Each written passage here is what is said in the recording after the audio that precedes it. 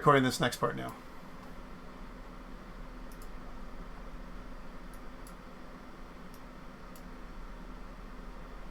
All right, welcome back. We are Game 2014 and the fall 2020 semester at George Brown, and it's Mobile Game Development 1, Week 9. We just finished talking about our Assignment 2 requirements, and now we're going to start talking about a little bit about design. I know design is not always the favorite topic of everyone, but there's some really cool parts to this one. So, the 3 C's. Camera, or maybe character, camera, and controls. Let's talk about what those are. So again, one of the things that game designers talk about often is that there's always like fundamentals in pre-production. And the 3 fundamentals that they talk about a lot, in many cases, are character, camera, and controls. Those 3 things. And I've read different books, and they talk about these things in different ways. But they always circle back to these 3 topics. And they basically say that if you mess up these 3 things, in your early planning, then you can mess up your game. So really, the important rule about character is form follows function. And a lot of times, they start looking at things like the silhouette. They start with that. So what does the silhouette of your character look like? Your character design. Is your character ugly looking? Does it fit with the kind of game that you're making? This kind of thing. And they start thinking about, when it looks at animation, the silhouette, which is literally just a black outline, right? And that's one of the first things we do when we start creating a character design, or we look at a technical artist actually creates a character design. They create a silhouette. So no detail whatsoever. There's no drawing here or anything else. It just kind of gives you a sense of what these things, what the character can do. And it kind of helps you distinguish the character from one character from another. So from a friend to an enemy. For example, if you had 2 characters with the exact same silhouette, it's difficult to understand if they're a friend or an enemy if they're the exact same mesh, as an example. All right. So this is where almost like a testing framework to say, what does your character look like? They also talk about there's 3 basic characters in the game: humorous characters, heroic characters, and tough characters. All right. Humorous characters say things that are funny, do funny things, look funny or cute. Heroic characters do heroic things. They're always good at something. They have a specialty, and they can come in all kinds of forms. Then there's a tough character, which is kind of like your anti-hero, if you will. Does hardcore things in style. Isn't really a nice person, says cool things, but almost never shouts, looks like a bad guy or gal, but acts mostly as a hero, right? So, I mean, the way I'm thinking about it is, maybe someone who's a little bit, I can't answer that, Cat. I have too many opinions. It could be someone who is a little bit more challenging, and a lot of times we gravitate a lot. And a lot of games gravitate towards the tough character. It's kind of a trend, but there's nothing wrong with the other types of characters too. To be honest, I think the humorous character is the hardest one to hit, right? Because humor is really subjective. For some, it might be humorous. Other people might find it offensive, and some people might just think it's boring and not fun or humorous at all, right? So I think the humorous part is the most difficult. Cute, making it cute could also be interesting. That's easier to do, but funny, that's hard. Heroic, I think it's easy to make a heroic character. That's the easiest one to make here because, a character that's always kind of a do-gooder, right? I think that's kind of the way I think about them, or hero, standard hero type, the hero's journey. How about games without characters, like construction management games like Civilization? Well, the world is the character. The story is the guide. We have a guide character, some kind of narrator or host sometimes. What about if you're making a something like a tower defense game? Well, the environment is the character, right?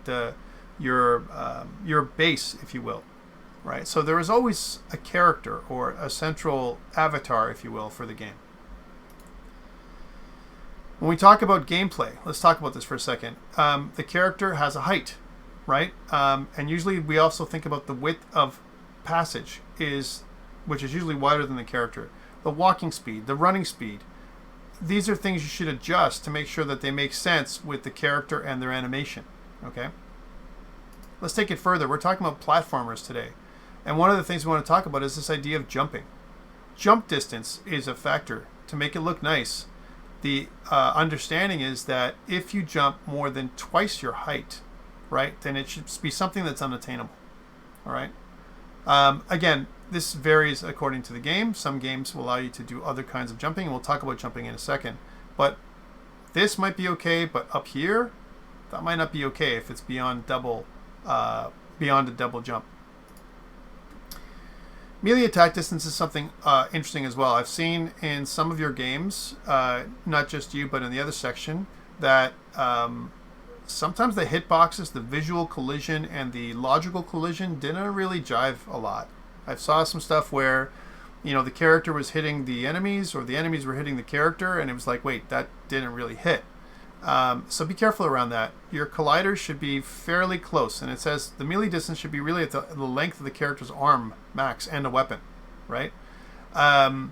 Also projectile distance. Sometimes we make it so that the gun will go as far, or the bullet will go as far as possible, and that's okay for most times, but there's times where we want to limit that. And the reason for this is because when you give limitations to characters, it's a good thing. It makes the game more challenging. As well as we want to limit the amount of ammo that they have when it comes to firing. If they have unlimited bullets and unlimited projectile distance, then really, the game becomes less challenging. One other thing that happens is we have camera movement. We're going to be talking about camera in a bit. One advantage of having free camera movement is this idea that we can hide things and present things later on to the character. We're going to talk about this later on when it comes to camera. But we want to try and surprise a character. And I'm going to talk about something that is true for me, and I'm hoping that it's true for you, which is I like to be afraid. I'm going to put that out there to you. When I play a game, so here's something. When I'm playing Dungeons and Dragons, if I'm not afraid and my character's ultra powerful, right, I'm not having fun, believe it or not. I am for a bit, but then afterwards I'm like, meh, who cares, right? If nothing is going to affect me, and I'm able to basically run right through anything, 5e, run right through swaths of minions and stuff. I mean, sure, in the beginning it might be cool if that's the story, but if I'm always doing it because my character's too powerful, I've been given too many magic weapons, or there's balance has been disrupted somehow in the game world, I'm not happy, right? So I want to be surprised. And one thing that happens with a platformer, and one of the great things about it, is the camera that allows you to only see part of the world that is shown to you, right, where you can actually be surprised, right, which is and you can get afraid, actually. A great part of that, it doesn't matter what kind of game you're playing. For example, I remember playing Bloodborne, and I'm not sure if you guys have done that as well, where you're kind of walking and then there's a guy hiding behind the corner. And until you get hit by that guy a couple times, right, and it's a kind of a scary environment as it is, right, it can be, kind of like scary, right, and that makes it a little bit more fun for me. So I think for me, it's being scared and worried about my character. For me, means character investment. Being invested in the character means immersion in the game. Immersion in the game means I'm having fun. Okay, so all these little things like limiting distance, thinking about melee attack distance, and all that kind of stuff is important. Let's talk about jump. Jumping is the main mechanic, really, that we're going to be using here in our platformer. So one of the biggest problems with jumping is there's different kinds. All right, so there's the single jump, the double jump, which is you can jump and then jump again. The triple jump, which is usually going to happen when you jump twice and then clip on a wall or some other item and then jump again. All right, followed by the contextual jump. You approach a cliff face or you approach a ledge and either jump down or jump up. It happens automatically. And then this one, which is becoming more and more popular these days when it comes to platformers, the wall jump. It could be something that is given to at the beginning, like for example in Super Meat Boy, or it could be something that you learn to do later on or get to do as in Ratchet and Clank. Okay, so those kind of ideas. And the idea with wall jumping is it gives your character options. It gives your character the ability to solve puzzles. maybe, or get out of tight spaces that normally a single jump or a double jump wouldn't allow. Players also have a problem. They're a little bit paranoid. And the paranoia comes with being at the edge of a platform. We don't like being at the edge of a platform. Studies show that we want to be in kind of a jump zone, a little bit in, like back from the platform when we initiate our jump. At the same time, when we land, we want to land in a safe zone. Again, not quite at the edge where there's a chance to fall back and fall into a pit trap or something, but something just off of the edge. So these are the things that you should consider when it comes to your design. You should adjust your gameplay, so jumping distance and so on, as well as your platform length, in order for the character, for the most part, not to be able to slide off of it, or if on a regular jump, hit the safe landing zone. Right now, again, as the character gets better in skill, this zone can be smaller and smaller until there's going to be more challenge in terms of the types of jumps that they're making. We also have to consider the idea that they could fall. Sometimes what you want to let them know through tutorialization and feedback is, you know what, a long jump like this, if they can't make it here with a regular jump, then maybe falling down will hurt, right? And there's a couple ways that can happen. Maybe you'll allow them, as they're falling, some kind of fall control where they can, steer their character, in the air, kind of stuff, air control. Or maybe they have no control when they fall, like regular people, and when they do, they just die, right? But falling is also something that we don't really think about when we make platformers as often. We just make a death plane and then reset, and it might be another. We can expand the experience by basically saying, okay, well, you fall, you take damage. You may not die right away, but you're going to get hurt. And you can color it. You can use color to kind of indicate to the player that, hey, you know what? Jumping down here is a bad thing. Or tutorialize it. So that is character. Let's talk about camera. So the earliest cameras were static cameras that were fixed in position. Why? We didn't really understand how to do scrolling. And players, it was good for players because everything was in one screen. So they could easily manage everything. Scrollable cameras were better than static cameras in that they had all the advantages of static cameras plus movement. And the ability for us as game developers to do that big reveal off screen like we just showed earlier, where we can surprise players with stuff that they can't immediately see. For us, parallax scrolling for 2D games is kind of an often used tool nowadays. Why? It gives us the illusion that there's depth in our game as opposed to a flat game world, right? And what we do is we use several layers of scrollable background. So we're the furthest layer back, and again, you know this already, I'm just repeating or reviewing the stuff that you might know.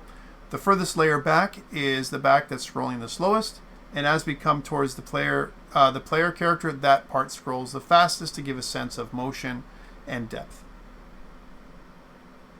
There's also multi-plane cameras that allow us to zoom into the action. So can you imagine where you're fighting a zombie or some kind of enemy on a platform, and you use a camera to zoom in to give you that sense of depth again? One of the challenges with this one is you have to make sure that your textures have the ability to zoom in close and that don't pixelate, right? If they do that a lot, then it'll break the illusion and break the immersion as you're kind of coming too close to the character. Camera control here is tricky, but it can be a really cool effect. And if you cut down the player's point of view, you can surprise the player again, especially as the camera kind of sneaks in on the player's character. We know about first-person cameras. Although they're here and they're really popular, they're outside of what we're doing this semester, but we may use something like this next semester. And we also know about third-person perspective cameras, for example, a la Tomb Raider, or something like that, or so many games that use third-person perspective cameras. They're tricky to make work right. They can get stuck in the walls if you're not careful how to coordinate that kind of stuff. There can be something between the camera and the character, and all kinds of other stuff. But at the end of the day, they give a really cool look and feel. That you've got more information about your character. You can see more things about the character than you would if you were only in first person. Again, a little out of scope for what we're doing, but it's something we should mention here as a foundation.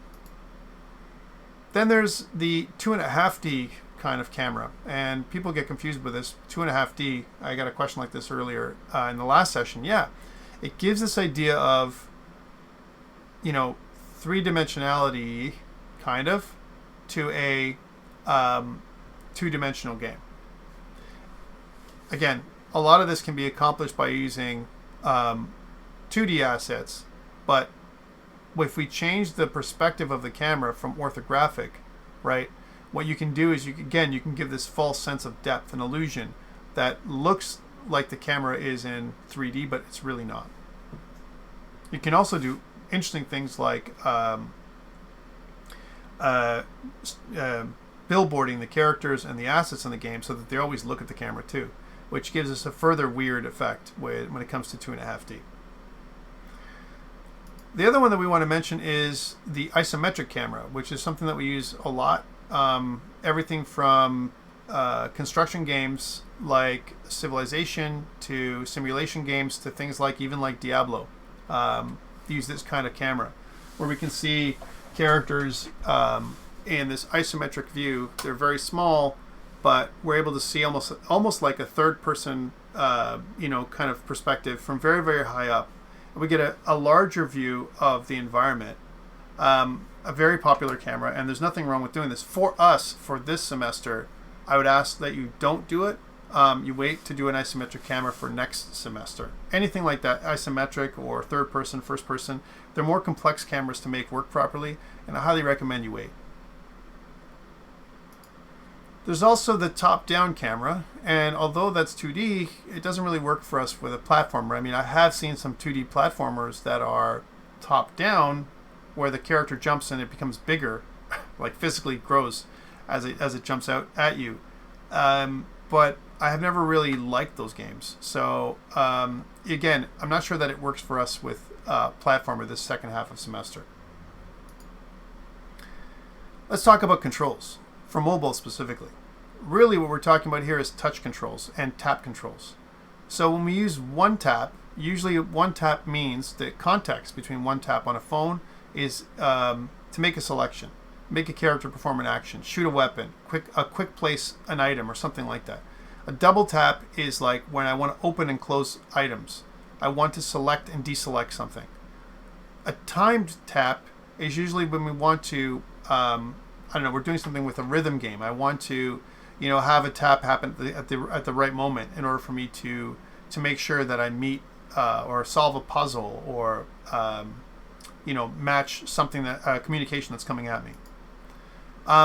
There's also touch and hold, which works great for holding a moving object in place. Hold and drag when I want to drag something into my inventory or out of my inventory item. A flick, which is great for things like when I toss something like a grenade. Those kind of things are really, really cool. For user interface interaction, something like page up or page down, where the flick can be used to scroll through text or information that is held in some kind of book or other kind of page that you're looking at contextually as a character. And then pull and release, we've seen that before with games like Angry Birds. Scrubbing, where we move our finger back and forth when we want to erase something or we want to move back and forth through something. A swipe, which can be used as an attack, like some kind of sword swing. We've seen that before, or some kind of drawing a line if you want to do that kind of stuff. So a swipe. So those are basic interactions that we've seen. And there's other ones that are not so common: drawing shapes, shape tracing, and swirls. One thing that we always do with platformers, or a lot of times, is have this virtual controller. And there's goods and bad things about it. I like it and I don't like it. Here's a question for you guys that are online. Who likes a virtual controller, like on their platformer? If you played it with mobile, I'm talking about. Have you used a virtual controller? I'm talking about like a little joystick that appears on your interface. So check mark if you like it, X if you don't like it. So yeah, so to me too, Russell, thanks for that, guys. I'm of the depends movement over here, and I'll tell you why.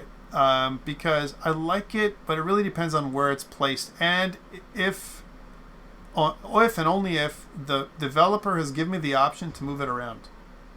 If the developer can give me the option, the player, to move my my joystick, my virtual joystick, anywhere I want on the screen, I'm happy. And a reset button, obviously, if I move it into a spot. It does break immersion, but what we want to try and use it for is to increase user control. Think about it as a thumbstick. And what I mean by that is if you have a gamepad, an Xbox gamepad or something, it's something that will replace the Xbox gamepad. That's what you want it to do, right? Floating ones are okay, right? It's just that you've got to make it so that it makes sense for you. And we're going to talk about one today. We're going to put one together today. When, to kind of make this virtual stick happen. So there's some suggestions. One of them is try and make it so that the stick only works within 8 directions of the compass. All right, so limit your motion. If you do, it'll make it easier for the player. Make your joystick snap back if you're going to program it. Don't leave it where it was. Make it go back to the dead zone, right? Make the visual of your joystick as big as possible without obscuring play, and one of the ways to do that is to reduce the alpha transparency of the thing altogether. And when you stop touching the screen, you should also consider that it should just disappear. Think about that. So the user interface should only be there when you need it, and that's the only time. The rest of the time, if you want to look at the screen or something like that, there should be times where you don't need to touch the screen, so your controller shouldn't be in place. Keep your joystick and buttons away from the edges. And this is something that I ran into today, because how do I know what the safe zone is? Where do I put that, my virtual device? How do I put that down? And it has to be so that my fingers don't slide off the screen. And it happened a bunch of times today in using the simulator. So some suggestions. All right, so that was really your 3 C's, and I know you've talked about them before, you've seen them before in different forms. I wanted to talk about them because from a game design perspective, it's something that maybe you haven't been, things haven't gone over like that with you. And I want to make sure those bases are covered before we move on. How about the nuts and bolts of platforming mechanics? And it says mechanics, but this is more to do with platforming for me. So again, two types of designers in my mind. The board game designer, when they think about mechanics, think about like turns, action, rolling the dice, whatever. Tabletop role-playing designers, they think about other things as well, different kinds of mechanics in terms of what realism versus playability. There's that with role-playing game designers. But when it comes to video game designers, they think about things like moving platforms, opening and closing doors, pushable blocks, switches and levers, cranks, things that are mechanical in nature, as well as just, how much damage you're going to take by this weapon compared to this other weapon. And so we come now to this part that I was talking about in the assignment, which is the platforms primer. So what I want you to do for your assignment 2, and this is the challenge for you guys, is I want you to select 3 of these items from the platforms primer to include in your game.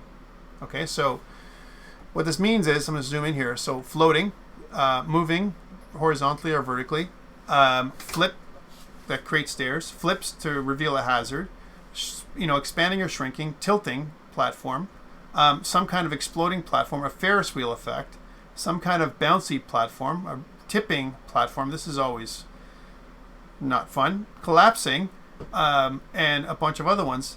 There's also on the other page chasing hazard, where there's some kind of thing that's chasing you on the platform.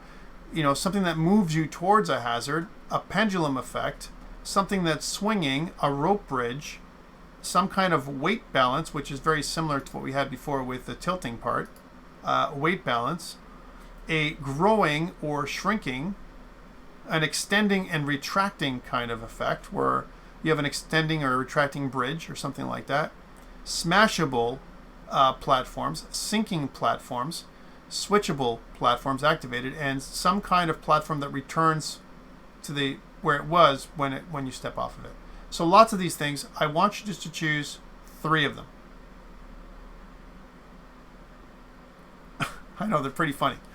But I like this. I really enjoyed this one. When I saw it, I was like, wow, I've got to talk about this stuff with these guys, because I think it helps me. When I think about, designing, I think about how do I make my game unique, right? And I think if I was going to do a game jam, I would say do the same thing. Guys, you're going to make a platformer, choose 3, kind of thing. And then let's see what they come up with, right? Man, I find that constraints, when I say I want you to choose a minimum of 3, or I want you to do something, constraints to me mean a lot. I think they push us to be a little bit more creative. Let's not forget doors. Doors are also a mechanic. Doors that you have to walk through to get through the other side of a platform. Maybe doors that you have to open with a special key, where you have to get it by killing a certain amount of enemies, by going up a platform and coming back down. Doors that slam shut, portcullises that can cut you. There's all kinds of things that you can do with doors. The other one is levers and switches. Levers and switches are huge, right? It's kind of something that, to me, I've seen in so many games where, especially some of the really cool ones, where you turn on a switch, it opens up a gate, you press a button, and it closes one part, opens something else, and then it becomes more of a puzzle for that part of the platform. Now, I don't always like it. I think it has to be used with a little bit of control. I think if everything in your game is a big puzzle to get through, that's okay. And I know there's lots of stuff like that. Puzzle games are very popular when it comes to mobile, but you got to give it a chance where you're in and out of a puzzle. Like, you're not always in a puzzle every single time, I think.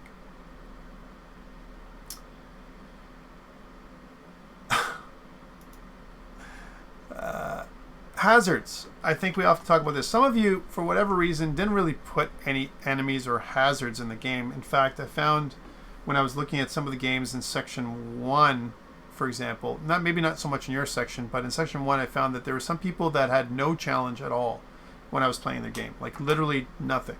Like, I was just moving around the shooter, and the only thing that they did was increase the speed, which is a bad mechanic. But hazards are really cool for a platformer. So things like spiky pits, smashing blocks, blasting flames, exploding barrels, different things that you could have here that creates another layer of challenge for the player. Not just the platform itself, not just jumping, but actually the environment of the platforming world. Timing puzzles, also really cool, right? So you see something happen. Again, you don't want too many of these. When I have too many of these, it's annoying, right? I want to play a platformer, and there's going to be some areas that I'm going to have some of these things happen, but they have to make contextual sense. To me, if I'm going across a bunch of, geysers or something like that, because that's the environment that I'm in, I'm going to try and make it to the mountain, and before the mountain, there's all these hot springs or geysers that can cause damage. Okay. But if it's constantly like this, like a constant timing puzzle, it becomes too much. So I'd say vary your challenges as much as possible. Then there's, of course, props, and we can talk about things like desks and chairs and parked cars and barricades and all kinds of stuff that you can add into your game world to make it more realistic. One thing that's not covered in this PowerPoint that I want to mention is ladders, right? And ladders also really produce a challenge for coding and a challenge for how the player uses it. Sometimes they can be really janky, right? And I want to put it out there to you. You have a ladder that's on a platform, and what happens? You have to make sure that as the player approaches the ladder, there's got to be some way of the player latching onto a ladder, climbing up a ladder, getting off the ladder, jumping off the ladder, jumping on a ladder, being knocked off the ladder. Like, there's so many things. Fighting on a ladder. Shooting from the ladder. Like, there's so many things that can happen on a ladder that can really complicate gameplay, right? So again, be careful when you introduce a ladder or some kind of rope or something else that allows the players to climb. You need to have proper animation. You have to have all kinds of stuff, and for it to look natural when you quote unquote snap onto the ladder or snap off of it, there's got to be some really good animation, some entry and exit animation as you start and stop climbing. But it can also introduce some really cool mechanics in terms of the way your character can traverse the world. as opposed to just jumping. Again, jumping is not the only way. You can have jetpacks, you can have springboards. There could be so many things. Things like grappling hooks are very popular these days. There's all kinds of things like that. And what I'm saying to you is try and vary some of the things that you put in your game. So that's my talk on design. I want to just briefly jump back to the platforms primers. So I recommend this. When it comes to your assignment 2, please try and select these as early as possible. Think about things that you want to do that you haven't done before. That might make sense and be fun for your game, right? Oh God, can it kill me, Russell? A ladder platformer. I mean, if the ladder becomes the platform sometimes, yes, that could probably really be cool. But like I said, it can be really tricky to make work. And I still want you to do 3 of these somehow. So if you're going to make a ladder platform, and if it looks like ladders and it acts like a ladder, that could be one special one, but I want you to include 3 of these as well. Okay, so, but otherwise, yeah, so I want you to take this away. So when you go away and you think about your design today, right? Again, I don't need anything submitted to me until, for a couple weeks. But I think it can be really cool to try and think about some of these pieces, these piece parts that you can use to make it interesting, to make your game unique. All your games should be like no one else's game after you look at this, because there's enough for all of you to choose something, right? Where the combination of things that you're choosing here are going to make your game completely different than anyone else's game. Entire ladder platformer where the only mechanic is you get faster. No. I don't like the faster mechanics. That's just me. But anyway, that's it for me for my talk. I'm going to stop talking now. We're sitting at 1.